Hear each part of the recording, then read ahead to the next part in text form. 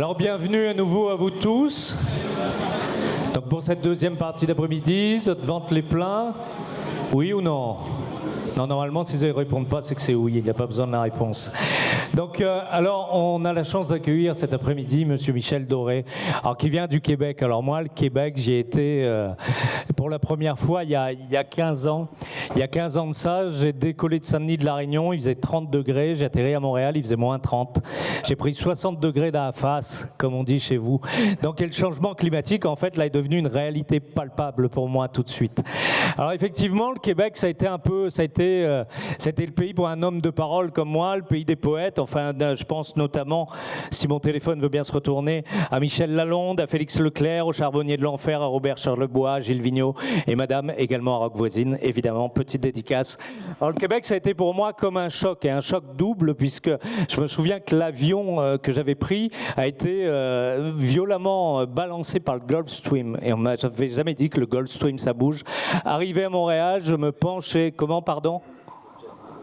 Oui, c'est ça à peu près. Écoutez, j'ai le droit d'avoir un peu d'approximation quand même.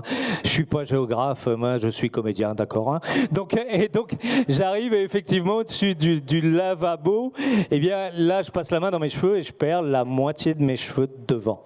Réellement, hein, vous pouvez observer deux pelades ici qui ont mis du temps. Donc de là à penser que M. Michel a fait pareil dans l'autre sens.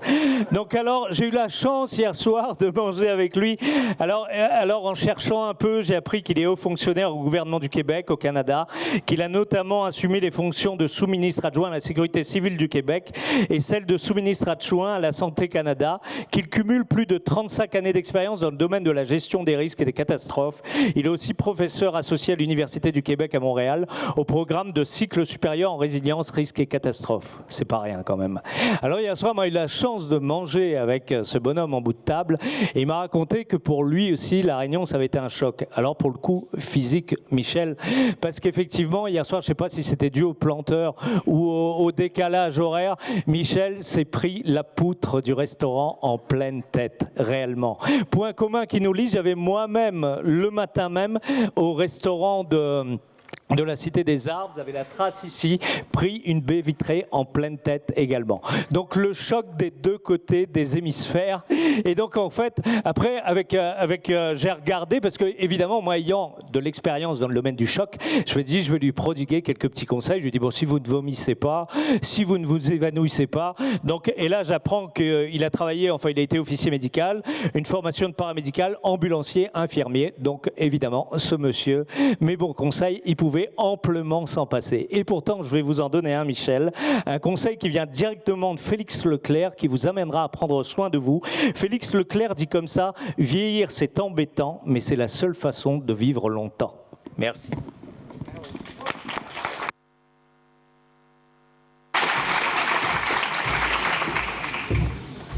Bonjour, merci beaucoup pour cette présentation. Je tiens à vous saluer, chers distingués invités, mesdames, messieurs, et je profite de l'occasion. Nos lycéens sont-ils encore avec nous? Non, ils étaient là ce matin. On avait cette relève, ces adultes de demain qui étaient avec nous. Je trouvais ça inspirant.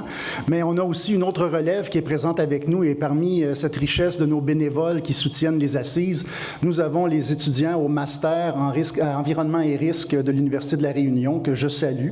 Alors, n'hésitez pas à aller faire connaissance avec elles et avec eux.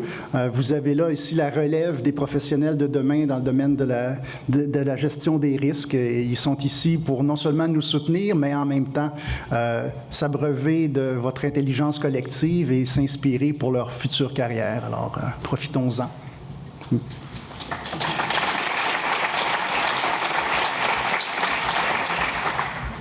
Mon propos aujourd'hui, je vais le structurer en 4 temps. Dans un premier temps, je parlerai un peu du contexte dans lequel on évolue comme humanité.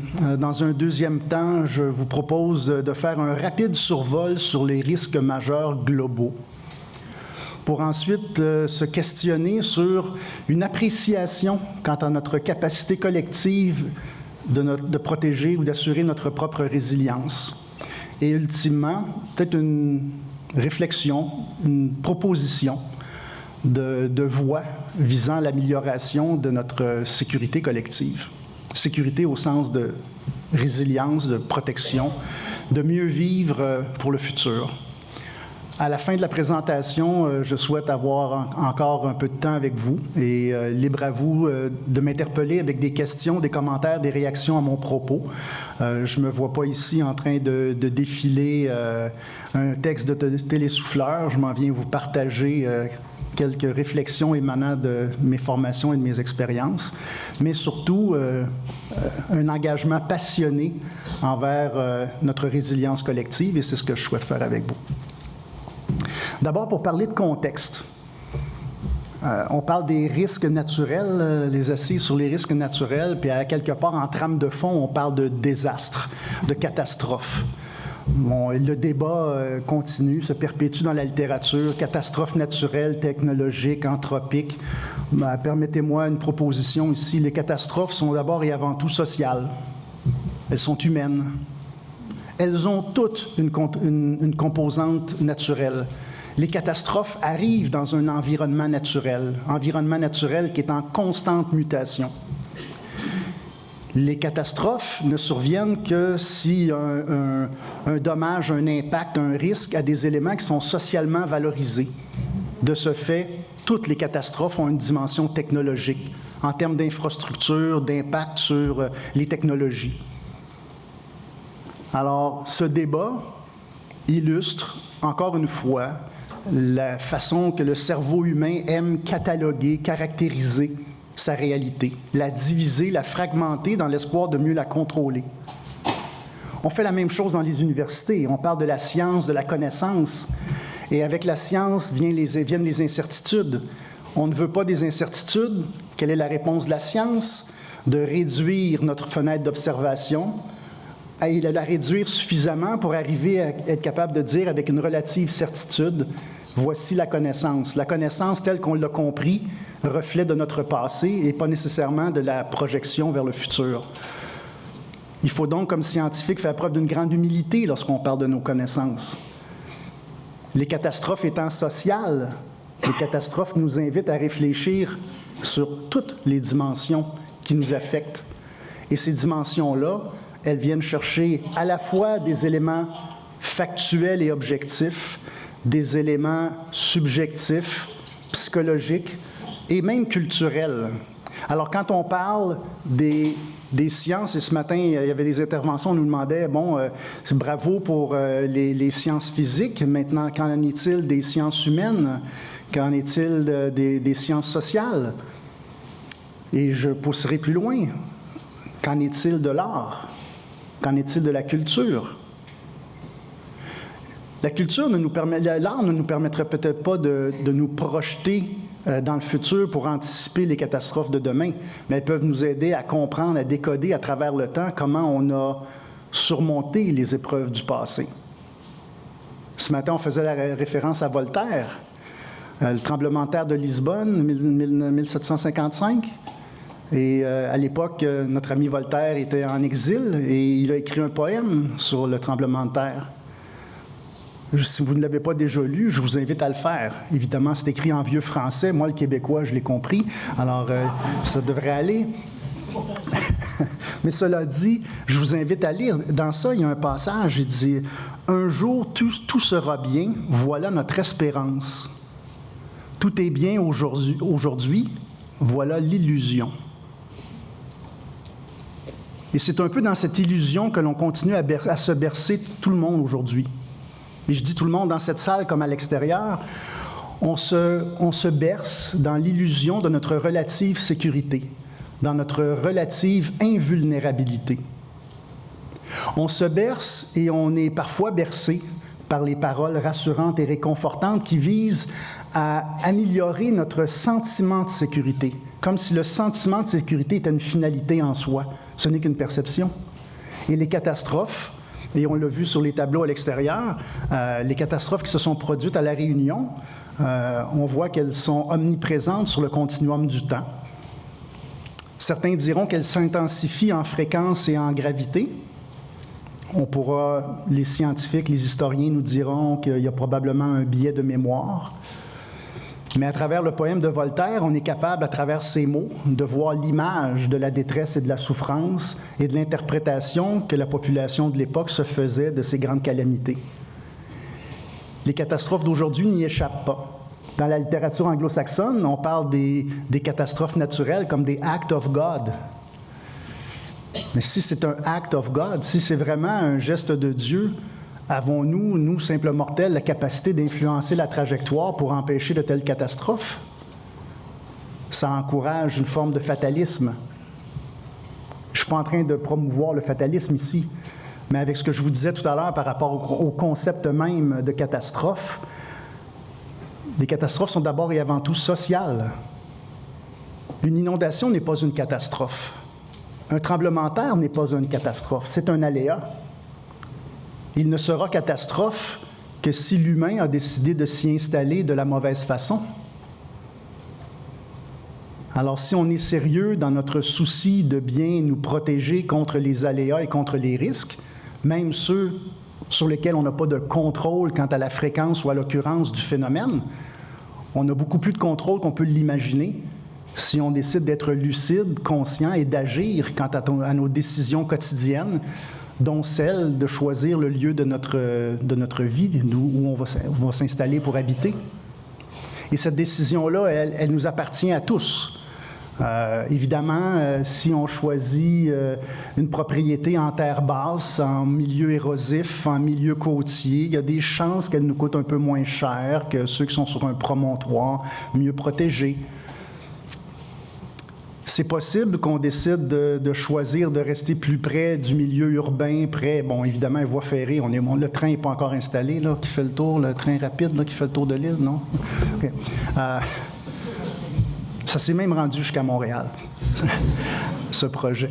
Bref, les gens choisissent de s'installer en fonction d'un équilibre entre les risques perçus et les avantages perçus. Les mairies, les autorités locales, régionales ont aussi une importante responsabilité dans cette décision-là de chaque individu, de soutenir la décision éclairée, de rendre accessible l'information quant aux risques. Et ensuite, ce sera à chaque individu de prendre ses décisions, mais encore faut-il que, dans l'intérêt collectif, on impose des restrictions à l'installation dite consciente et lucide de quelqu'un qui veut s'installer en zone dangereuse. Parce qu'ultimement, c'est la commune, c'est la société qui aura à payer une partie de la note, que ce soit par rapport à la gestion des conséquences ou même aux efforts à mobiliser et à déployer pour venir prêter secours aux gens qui, volontairement et peut-être inconsciemment, se sont mis dans de fâcheuses positions. Le concept de catastrophe, le concept de risque est donc plus vaste et complexe que ce que l'on peut avoir plaisir à se simplifier dans nos analyses, aussi rigoureuses et scientifiques soient-elles. Et comprenez-moi bien, je suis aussi un scientifique, je suis aussi un professeur d'université, j'ai aussi un doctorat. Mais le doctorat, c'est PhD, le doctorat en philosophie, c'est la science de la pensée. Et cette pensée-là, on doit l'appliquer au monde réel.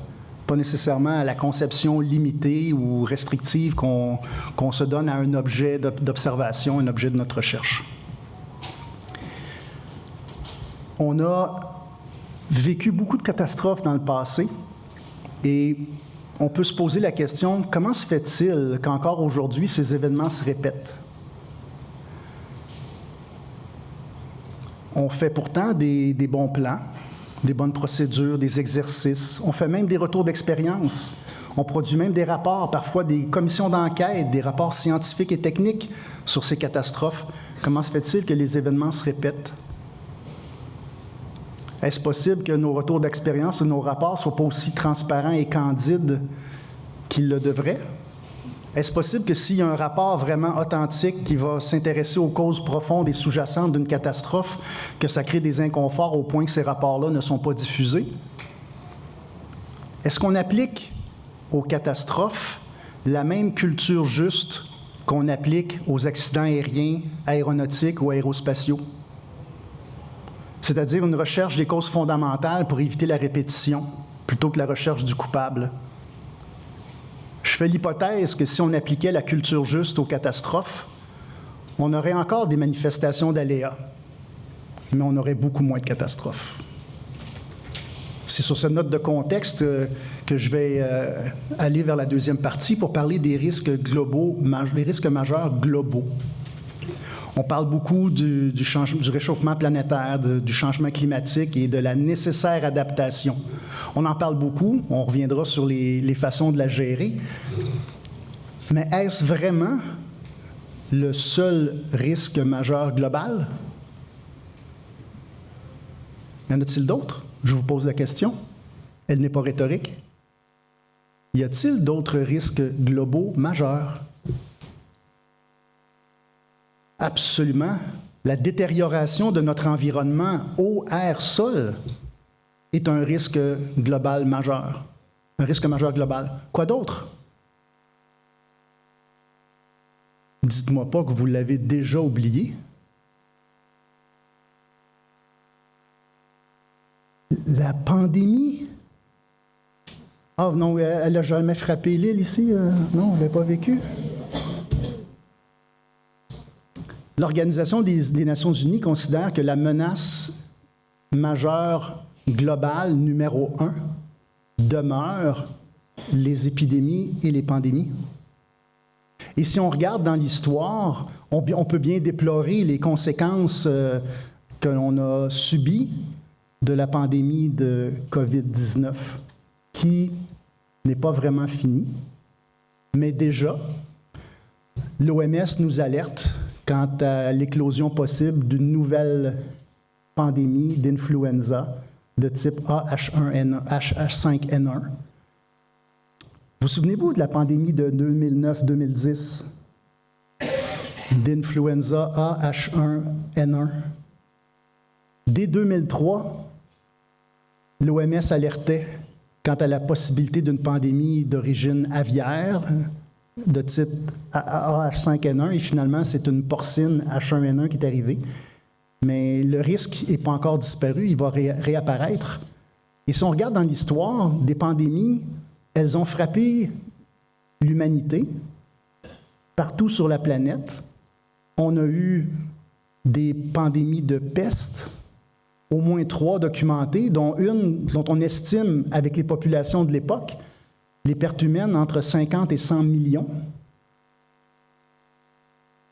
On a eu une pandémie de choléra, on a eu des pandémies d'influenza, la grippe espagnole notamment.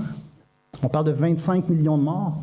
Pour la pandémie de COVID, aussi désarmante, perturbante qu'elle le fut pour plusieurs, et létale pour d'autres, elle n'a entraîné qu'une quinzaine de millions de décès. Je ne dis qu'une quinzaine de millions en comparaison aux autres pandémies. La COVID-19 n'a pas eu le taux de létalité qu'on appréhendait lorsqu'elle nous a frappés initialement.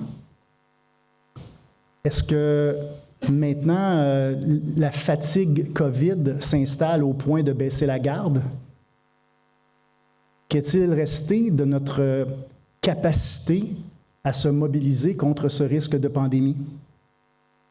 Il n'est pas le seul. Donc, les maladies infectieuses demeurent un risque majeur global. La disponibilité alimentaire, la disponibilité de l'eau potable, la disponibilité énergétique. Je ne parle pas de crise, je parle de disponibilité. Une étude allemande en 2020 anticipait que nos réserves de pétrole, nos réserves énergétiques, au taux de consommation de 2020, nous donnaient en pétrole une autonomie d'environ 80, que je ne me trompe pas dans mes chiffres, de 56 ans. En gaz naturel, de 54 ans. En charbon, de 120-130 ans. Et en uranium, 90 à 130 ans. Là, vous allez me dire, pour plusieurs d'entre nous, là, ça ne nous affectera pas trop. Mais pour nos descendants, pour ceux qui, dans une perspective de développement durable, on s'est engagé dans le développement durable collectivement à assurer notre qualité de vie sans empiéter sur les moyens des générations futures à assurer la leur. Alors, la disponibilité énergétique est un problème. un problème qu'on voit venir, comme un grand train sur la rail, la lumière grossit, mais on ne sent pas vraiment un changement de trajectoire. L'adaptation, le réchauffement planétaire et le changement climatique, on en a beaucoup parlé, et avec raison, et on va continuer à en parler. C'est peut-être le risque global majeur auquel l'humain est le plus prêt à considérer comme un risque majeur auquel il est conscient d'être exposé et auquel il est prêt à agir, pour lequel il est prêt à faire des compromis. Parce qu'on en voit déjà les manifestations, bien que ça fasse 25-30 ans dont on parle de ce réchauffement, qu'on nous prémunit, on nous avertit, on nous prévient, mais l'action ne bouge pas. Il faut que l'humain sente l'inconfort pour agir, pour prendre des décisions de changement de trajectoire. Et c'est là où ce que je mentionnais tout à l'heure, le sacro-saint sentiment de sécurité, tant qu'on l'entretient, bien, il empêche cet inconfort d'apparaître et c'est l'inconfort qui sera le catalyseur de changement. Alors, où est cet équilibre? Et est-ce que c'est les sciences exactes qui vont nous le donner? Je pense que les sciences sociales ont beaucoup à nous apprendre sur la tolérance au risque, l'acceptabilité du risque, le seuil et les leviers de déclenchement pour agir. Et c'est peut-être là où, encore une fois, on a une autre illustration de la convergence nécessaire de la science avec les politiques pour arriver à des changements, à des contextes qui vont nous permettre d'évoluer puis de changer vers une sécurité collective renforcée. Dans les changements globaux, on ne peut pas passer sous silence les réalités géopolitiques. On pense beaucoup à la guerre en Ukraine, ce qui s'est passé à Israël et Gaza, mais des conflits, il y en a toujours eu, il y en reste encore, le Yémen, l'Éthiopie, la Somalie, les Corées, et là je ne parle pas des tensions, là je parle des conflits en clair. Ces risques-là, ils se combinent ensemble. Si déjà chacun de ces risques majeurs globaux-là, en soi, constitue une menace et un défi de taille qui nous interpelle et qui interpelle notre créativité à trouver des solutions, le défi ne s'arrête pas là. Ces risques globaux majeurs se manifestent en même temps et ont des effets synergiques entre eux. Prenons juste l'exemple d'une guerre. La guerre entraîne une insécurité alimentaire. Prenons juste le cas du conflit en Ukraine, l'invasion de l'Ukraine. Une insécurité alimentaire dans des grandes régions du monde. Des déplacements migratoires significatifs qui viennent perturber l'équilibre dans les ressources et parfois la paix sociale dans certaines parties du monde. Ça crée à la fois un problème environnemental, la quantité de carburant fossile qui se consomme dans un conflit armé, la quantité de chaleur qui se génère par l'utilisation des munitions, la contamination de notre environnement en eau, en air et en sol, la quantité de mines qui se posent et qui vont rester dans l'environnement pendant combien de temps? On découvre encore, 70 ans après la Deuxième Guerre mondiale, des obus enterrés dans des fondations ou sur des terres un peu partout en Europe. Alors, parfois, je crois que l'humain a une perspective sur la vie qui s'éloigne de celle de la girafe. Vous savez, la girafe a un long cou, elle voit au loin, et dans ses mouvements gracieux, elle réussit à esquiver la majorité de ses aléas, de ses risques. Mais il y a un autre animal qui s'appelle l'autruche, qui positionne sa tête de façon à ne pas trop voir les risques, mais qui expose ainsi une autre partie de son anatomie de façon dangereuse. J'aimerais que l'humain devienne girafe. On a du temps devant nous, mais pas autant qu'on l'aimerait. Cette convergence d'aléas, de risques, ces effets synergiques entre les risques majeurs globaux constituent une tempête parfaite. Une tempête parfaite que si on ne la voit pas venir sur notre écran, elle nous frappera. Et elle nous frappera au moment où on ne s'y attend pas, où on est moins bien préparé. Cette tempête parfaite est un appel à la mobilisation des collectivités, des sociétés, des États, au-delà de ce qu'on a vécu auparavant. Et je ne dis pas qu'on est la seule génération dans l'humanité à avoir été confrontée à des changements globaux majeurs et à de telles convergences. Il y en a sûrement eu d'autres. Mais il y a des civilisations qui ont disparu et j'espère que la nôtre n'en sera pas la prochaine par notre défaut de voir venir cette tempête parfaite. Maintenant, qu'en est-il de notre façon contemporaine de gérer le risque? Troisième partie pour ceux qui font des crochets. Est-ce que notre approche actuelle à la gestion des risques, à la prévention, à la réponse aux catastrophes et au rétablissement sont exemplaires? Est-ce que notre réponse aux catastrophes permet de réduire significativement la mortalité et la morbidité sur chacun des événements fortuits sur notre chemin de vie?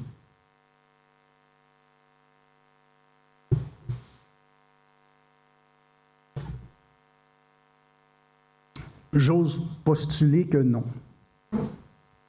J'ose postuler que nos organisations ont la grande fierté de leur capacité, la grande fierté de leur réalisation. Mais ces réalisations, elles sont des réalisations émanant d'une exposition à des événements récurrents, à des événements anticipés, à des événements probables.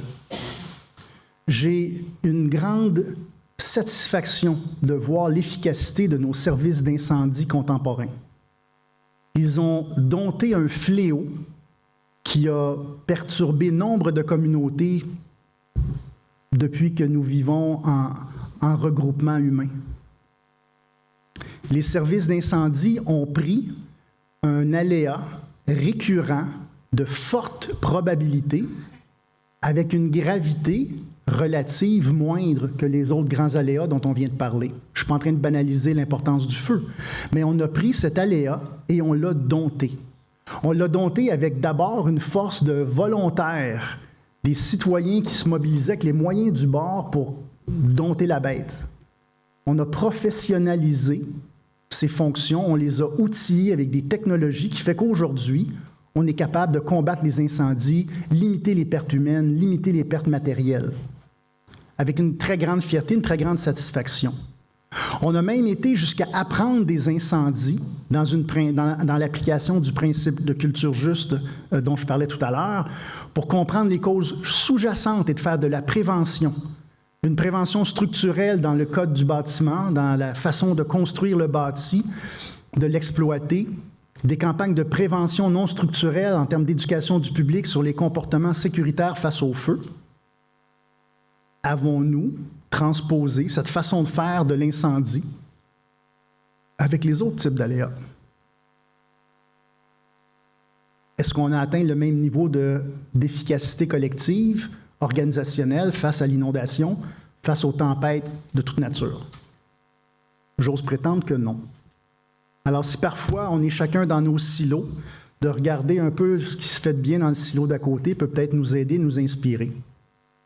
Mais cela dit, il reste que c'est en présence d'un aléa récurrent, de forte probabilité, qu'on a reconnu, qu'on a accepté, qu'on a surtout décidé de se retrousser les manches et de l'adresser.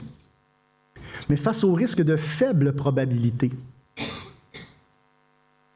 qui conceptuellement sont de très fortes conséquences, il y a une espèce de fusible psychologique chez l'humain qui fait qu'on ne veut pas le reconnaître, on est plus tendance à faire l'autruche, à se dire « ça ne nous arrivera pas ». Certains diront « ça n'arrivera pas durant mon terme électoral ». Mais ça n'arrivera pas. Pourtant, ça arrive. L'histoire nous le démontre, mais la prospective s'annonce guère mieux. Alors, on a intérêt à se questionner, à réfléchir sur notre façon actuelle d'appréhender le risque, de gérer le risque et de le traiter, d'intervenir et de se rétablir. J'entends endiguement, j'entends élévation des crêtes de barrage, élévation des digues pour protéger contre les inondations. En fait, si on fait ça, c'est parce qu'on ressent le besoin aujourd'hui de se protéger d'une inondation en enlevant le mur. Mais ça, c'est en tenant compte des données d'aujourd'hui sur le niveau de la mer. On sait que le niveau de la mer va augmenter. Est-ce qu'on va continuer à augmenter les crêtes de barrage et la hauteur des digues jusqu'à l'infini? Est-ce qu'on va prendre l'approche louisianaise où on va monter le mur jusqu'à ce qu'il cède, ou on va prendre l'approche des Pays-Bas qui ont décidé de vivre avec l'eau et de lui trouver des voies? Dans notre combat contre les aléas, il y a différentes stratégies et je crois qu'on a intérêt à réfléchir à cette stratégie. Maintenant, les stratégies de prévention et de gestion du risque sont compétitives entre elles parce que chaque risque est piloté par un groupe qui va solliciter de l'aide et de l'appui, des ressources financières pour appliquer sa stratégie de prévention. Mais les ressources, elles ne sont pas illimitées. Les ressources financières, on le sait que trop bien, ne sont pas illimitées. Cette compétition entre les aléas, les risques ou les structures qui les ciblent est contre-productif. Vous savez, si, je le disais un peu ce matin dans un atelier, si on inversait la lorgnette, si au lieu de regarder l'aléa, qui en est responsable, les rôles, les responsabilités, les attributions dans le silo, on regardait ça par la base. Les citoyens ne demandent pas d'être protégés contre le changement climatique. Ils ne demandent pas d'être protégés contre un volcan. Ils ne demandent pas d'être protégés contre une inondation, contre une panne de courant. Ils demandent de vivre dans un environnement résilient. La construction de cette résilience-là, elle n'est pas liée à l'aléa. Elle est liée à la résilience intrinsèque sur laquelle on veut bâtir, la résilience intrinsèque des communautés, et sur la mise en commun des moyens pour assurer cette sécurité et cette protection. Les S10, je reviens à l'analogie des pompiers, probablement un biais de ma carrière aussi, on a pris leur efficacité en incendie et on l'utilise contre d'autres types d'inconvénients, d'aléas, de risques, en sauvetage, en gestion des parasites. Je pense que c'est la fonction que vous aimeriez vous débarrasser. En tout cas, dans certaines parties de la France, on me disait qu'on utilisait les pompiers pour toutes sortes de fonctions autres que celles liées à la sécurité et à la protection. Je pense qu'on a intérêt à répliquer cette approche, d'utiliser les talents, les compétences qui sont efficaces face à un type d'aléa et en élargir la portée. Ça devrait être la même chose pour la santé. La santé n'est pas uniquement une ressource contre une pandémie.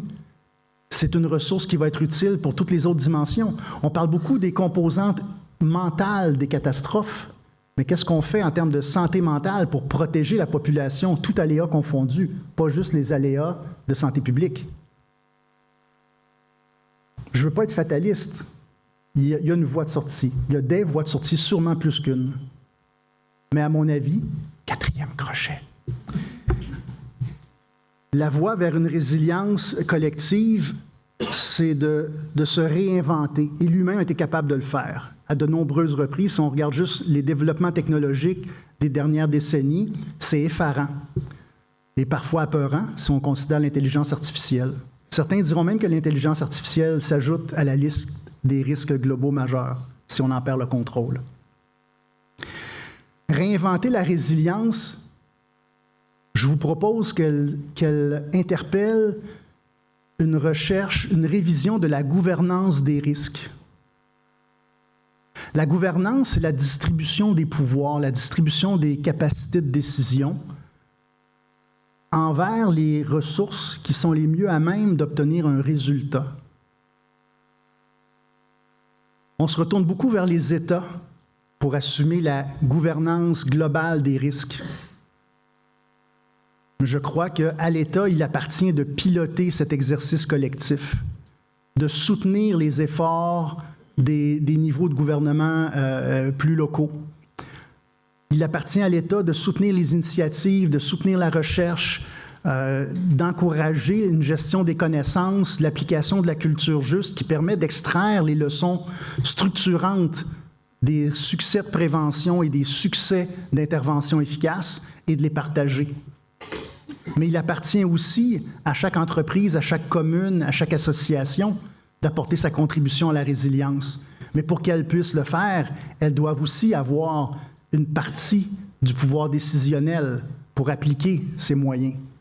Et j'entendais ce matin en atelier aussi une élue mentionner qu'il était souhaitable qu'il y ait peut-être un peu plus de déconcentration ou peut-être capable de permettre d'adapter, d'appliquer les autorités, les encadrements aux réalités de chacune des régions. La revision de la gouvernance des risques est de remettre entre les mains de ceux qui ont le pouvoir de changer les choses une partie de cette autorité, et la responsabilité de l'État est d'assurer la cohérence dans le partage de ses pouvoirs et surtout la convergence des orientations, des moyens qui seront déployés par chacun de ces groupes.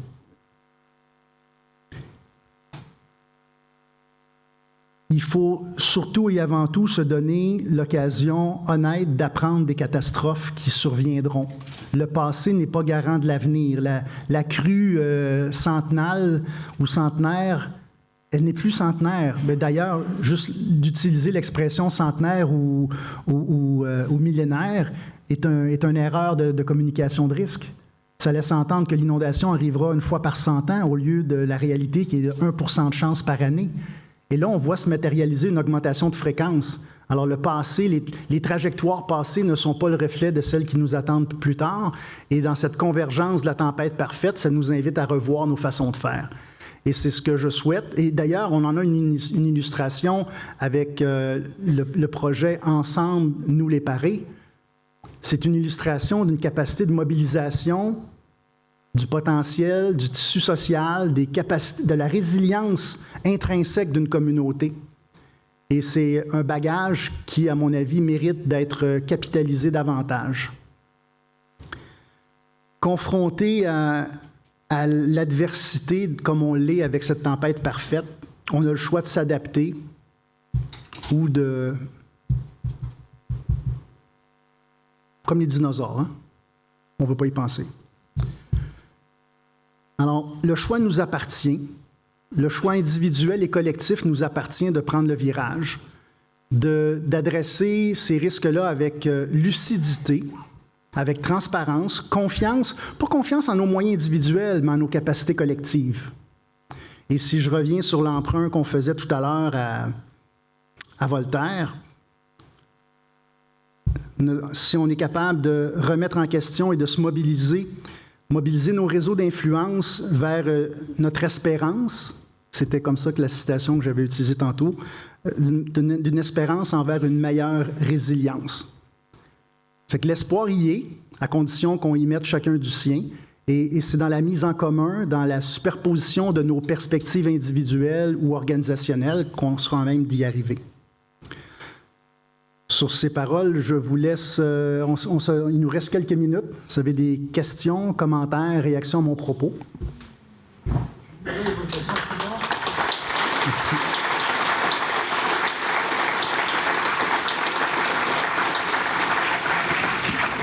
Merci pour la clarté de votre propos et...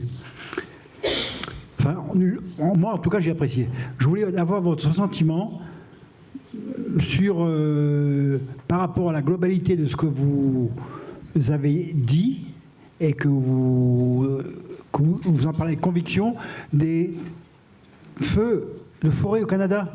Mm-hmm. C'est des milliers d'hectares. Alors comment ça se fait-il? Je voudrais que vous m'expliquiez quelque chose, je ne comprends plus là. En fait, c'est la manifestation d'une évidence claire des impacts du réchauffement planétaire et des changements climatiques. On a comme partout au monde, et comme vous le vivez aussi manifestement de façon légèrement différente, on a un changement du régime hydrique. On a un assèchement de nos forêts et de nos sols qui les rendent particulièrement vulnérables à un phénomène naturel. Les feux de forêt sont déclenchés majoritairement par la foudre. Alors, à partir du moment où on a ce combustible asséché qui est allumé par des sources naturelles, on a des incendies majeurs. L'étendue du Canada fait en sorte qu'on est incapable d'assurer une protection incendie comme on le fait, par exemple, en Europe.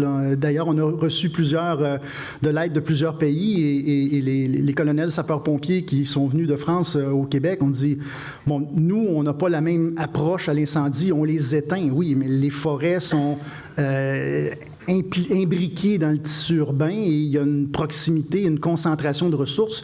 Dans le cas du Canada, ce n'est pas ça.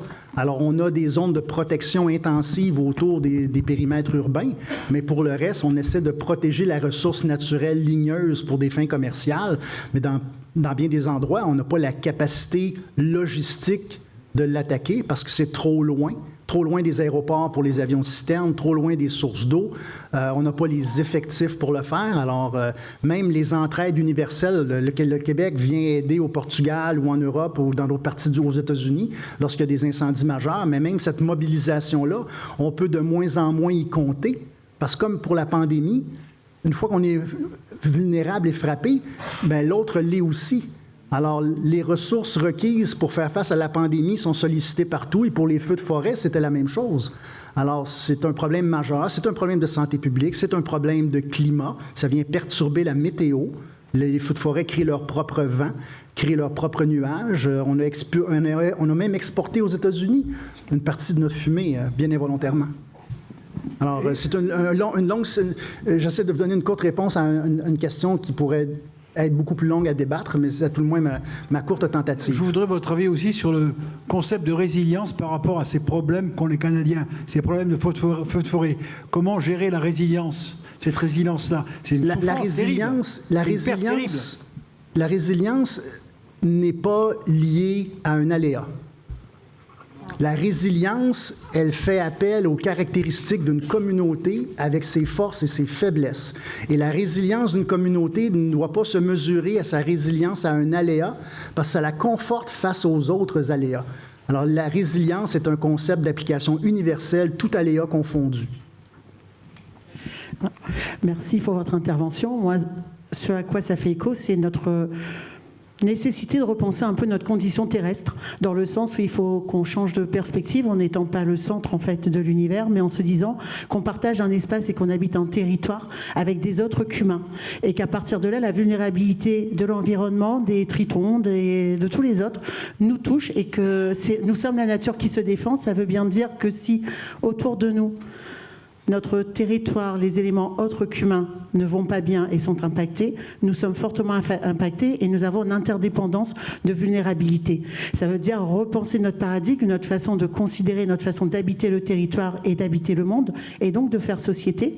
Et ce que j'aime bien vraiment, c'est cette idée de faire alliance entre les différentes composantes d'une société, avec des structures de société civile qui sont beaucoup plus agiles et beaucoup plus préfiguratrices, parce qu'elles anticipent un peu plus, parce qu'elles vivent le terrain et la réalité, et de ce qu'elles peuvent inspirer les institutions. Non pas comme on fait mieux que vous, mais on a eu un peu d'antériorité, ce qui va donner un peu d'autorité sur la solution qui est proposée. Donc merci pour ça. Merci. Et on cohabite, pas seulement comme humains, mais on cohabite, on partage cet écosystème-là avec la faune et la flore. La perte de biodiversité, pour certains, c'est on a perdu 12 espèces sur les 110 menacées. Non.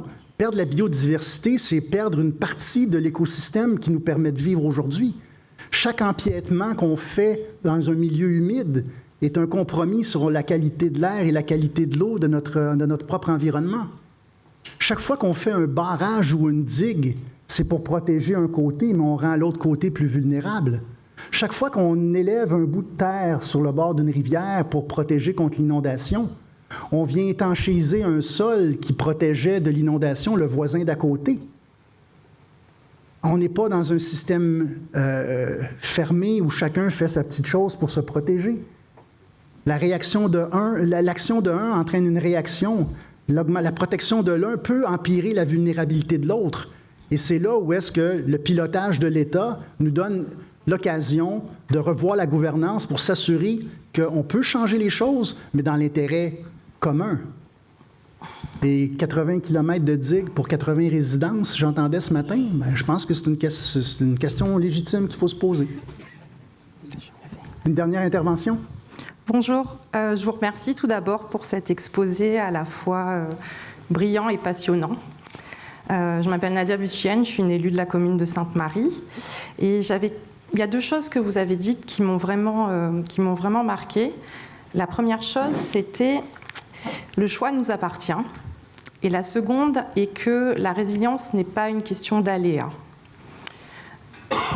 dans une autre vie de chercheuse, j'avais travaillé un petit peu sur les changements climatiques et je m'étais dit, tiens, voilà une question globale qui impacte de façon générale tout un tas de droits. Le droit à l'eau, à l'alimentation, à la santé, les déplacements de population, l'environnement, la sécurité économique aussi, hein, qui découle des catastrophes naturelles, enfin, qui peut mettre en position d'insécurité. Je me disais, tiens, voilà une question qui va fédérer.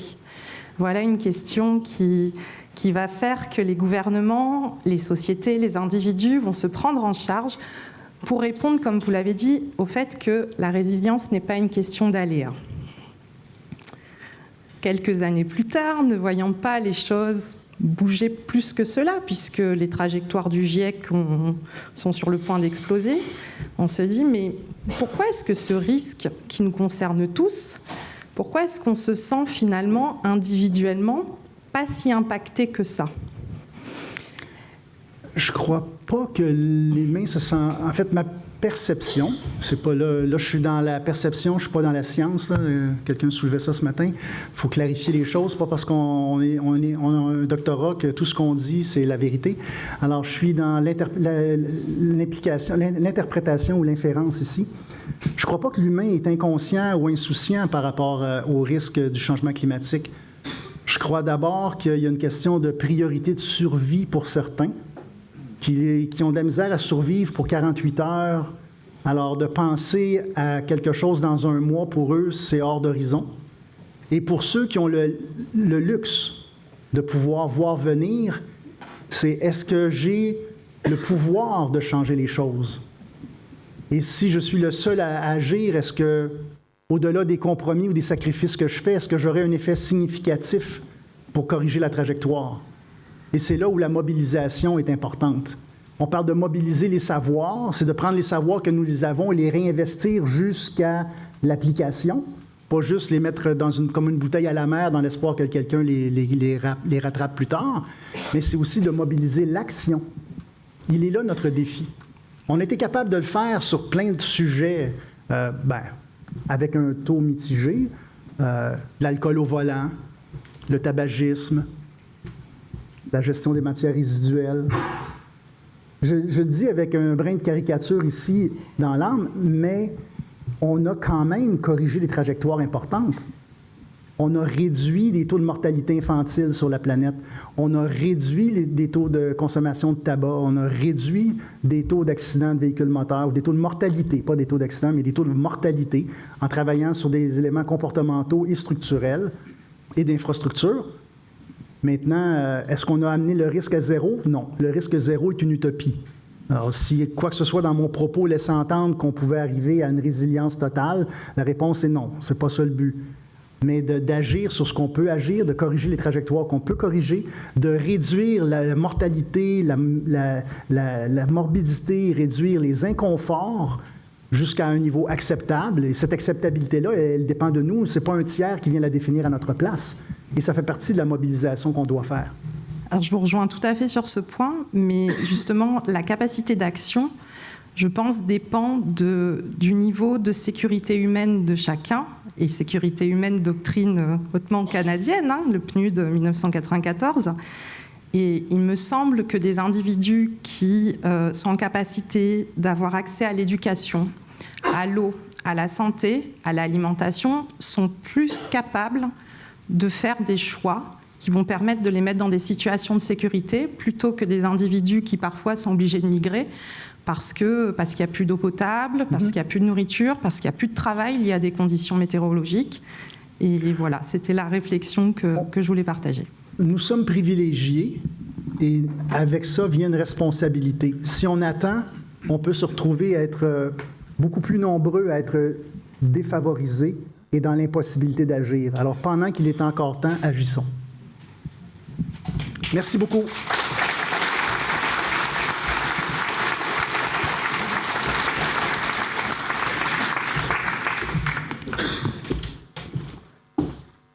Vous avez fini, monsieur? Oui. Juste avant que vous partiez.